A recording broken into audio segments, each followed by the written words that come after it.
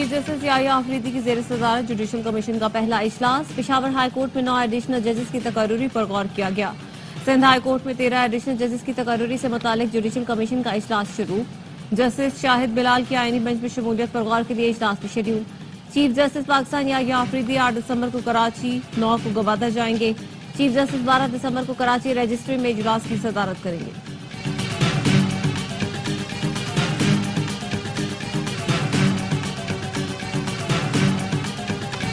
मैं भागने वाली नहीं, मुझे डी चौक में अकेला छोड़ दिया गया था।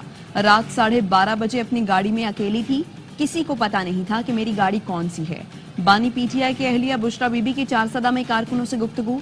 कहा, डी चौक जबरदस्ती खाली कराया जा रहा था। मैं वहां से नहीं हटी थी क्योंकि बानी ने हटने का नहीं कहा था। बानी पीटीआई के लिए निकलने वालों को कभी अकेला नहीं छोड़ सकती थी। बुशरा बीबी ने जांबहक कारकुन के वरसा को 1 करोड़ रुपए का चेक दिया। 190 मिलियन पाउंड रेफरेंस में बुशरा बीबी आज भी पेश न हुई। अदालत ने बुशरा बीबी के नाकाबिल जमानत वारंट गिरफ्तारी बरकरार रखे हैं। बानी पीटीआई को पेश किया गया। नायब प्रोसिक्यूटर ने कहा, बुशरा बीबी के पेश होने की यकीन दहानी करवाई गई। बानी पीटीआई और अहलिया को 342 के सवालनामे के जवाब के लिए 12 मौके दिए जा चुके हैं। 10 समातों से बानी पीटीआई के कौंसल अदालत में मौजूद नहीं।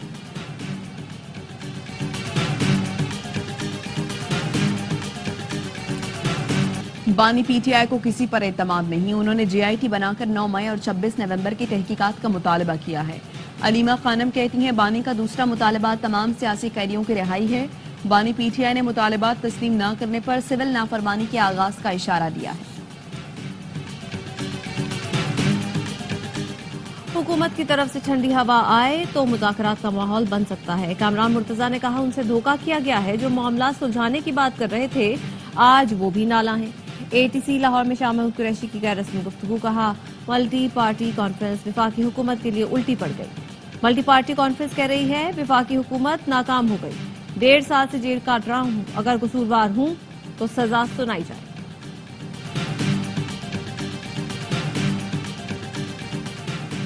मरियम नवाज ने बच्चों को स्कॉलरशिप दी, वालों के डंडे नहीं। केपी में जो पैसे आंसू गैस शेल खरीदने पर इस्तेमाल होते हैं वो स्कॉलरशिप के लिए इस्तेमाल करें।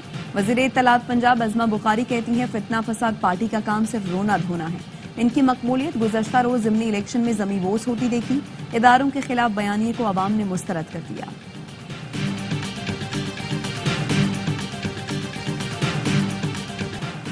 जेयूआई ने मदारिस रजिस्ट्रेशन का बिल मंजूर करने के लिए हुकूमत को 8 दिसंबर की डेडलाइन दे दी। अब्दुल गफूर हैदरी के एहतजाज की धमकी। कहा, 8 दिसंबर तक बिल मंजूर ना किया गया तो इस्लामाबाद का रुख करेंगे। बिलावल भुट्टो ने यकीन दहानी करवाई है, सदर से बात करके बिल मंजूर करवाएंगे।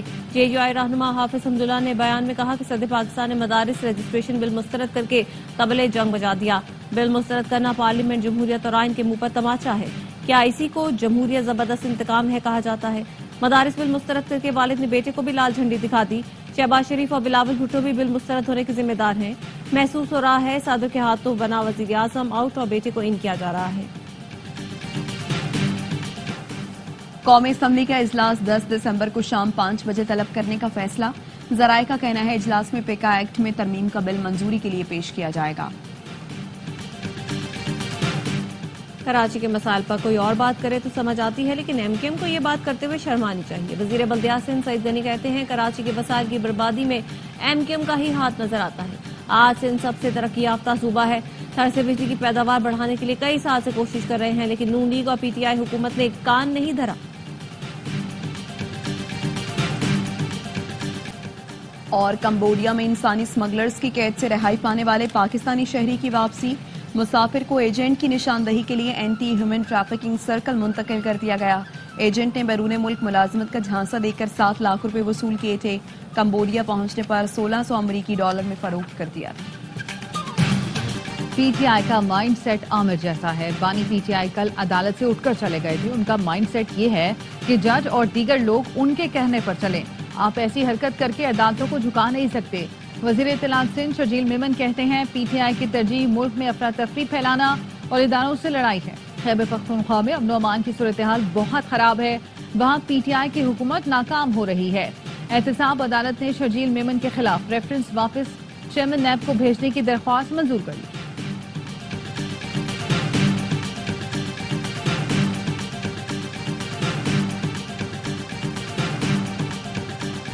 इमरान खान साहब को भरपूर फंसाने के लिए, सियासी कबर खोदने के लिए और उनको जाती जिंदगी में तकलीफ पहुंचाने का जो प्लान था और प्रोग्राम था, जो मैं आपको बता रहा था कई हफ्तों से, वो ब्लैक एंड व्हाइट क्लियर हो गया। बानी पीटीआई की सियासी कबर खोदने के लिए जो प्लान था वो वाज़ेह हो गया।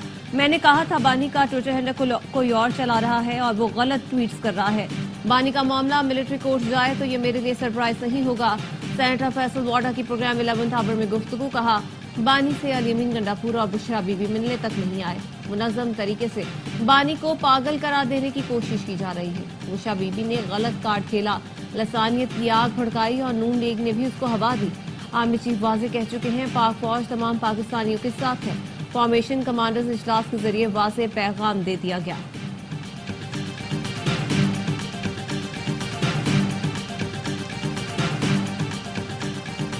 अब हमारे साथ जो है ना ये धोखा हुआ, तो ये भी तारीख का हिस्सा जरूर है। और जवाब तो बेहतर सदर साहब खुद दे सकते हैं कि वो एट हिज ओन दस्तखत नहीं कर रहे, किसी के कहने पे दस्तखत नहीं कर रहे।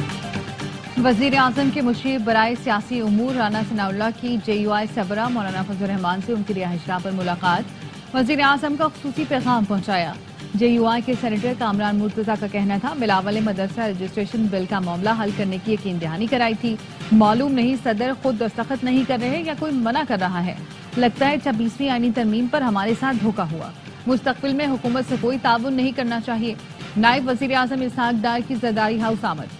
Chairman Peoples Party Bilawal Bhutto से मुलाकात। मामलात के हल के लिए PP और हुकूमती कमेटियों की मुलाकातों पर इत्तफाक किया गया।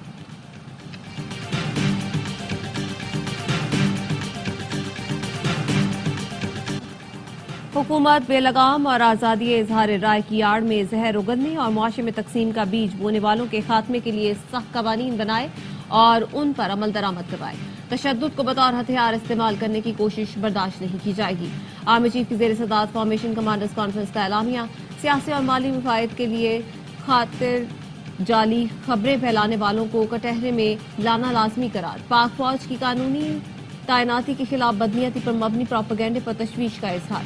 मरबूत प्रोपेगेंडा बाद सियासी अनासर के मजमूम मज़ाहिम के तसलसल की अक्कासी करता है, जिसका मकसद अवाम, मुसल्लह अफवाज और इदारों के दरमियान दरार पैदा करना है। बैरूनी अनासर की मदद से मजमूम कोशिशें कभी कामयाब नहीं होंगी। शुरका का आज़म। ISPR के मुताबिक फोरम ने फितना ख्वारिज की जानिब से पाकिस्तान के खिलाफ अफगानिस्तान की सरजमीन के इस्तेमाल पर तशवीश का इजहार किया।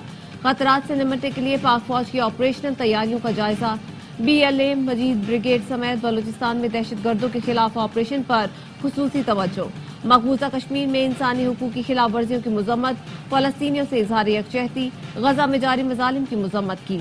आर्मी चीफ ने पाकिस्तान की सलामती को यकीनी बनाने के लिए पाक फौज के गैर मुतज़लज़ल अज़्म की अहमियत पर जोर दिया।